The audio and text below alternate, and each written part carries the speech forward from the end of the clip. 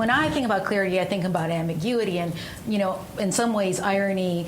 It made me want to try to understand Empson's 7 types of ambiguity, because it seemed like it's the same thing. I mean, we are talking about layers, and so I don't know. That's mine. And to me, the layers are part of what is the thing I go to poetry for, right? I mean, I keep thinking about the Berryman line that you quoted, Jericho, "Life for my friends is boring," which is a brilliant, beautiful, and extraordinary line precisely because it stages 2 things at once in that poem. It says, life is boring, life is dull, it's the anti-romantic. It also says life is boring. It bores into you and pierces you, right?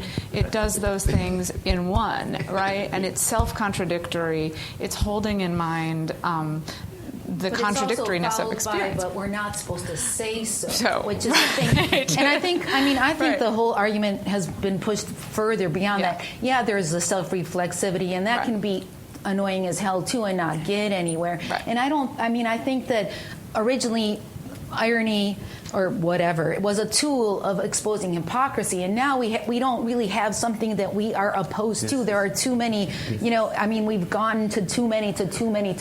So, we're not, I think it's, exponentially more complicated, and yet, I do think, though, that we would all say we are trying to be sincere. We are going for truth. We are going for beauty. No matter how ironic, you do what you have to do. You do anything you have to do. Right. But in order to do that, like this thing that you're saying about exposing hypocrisy, for instance, and how extrapolated into, all of this has something to do with this idea that poems are only for poems.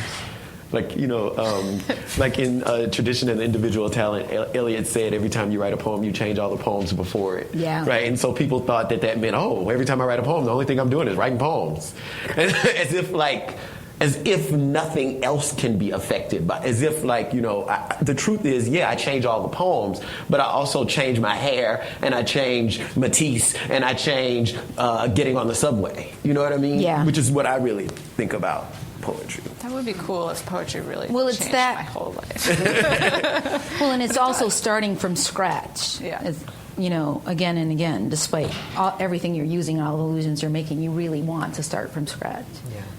And I think one thing we're always doing is grappling with this, the problem of language's ability to represent experience, language's ability to represent the self.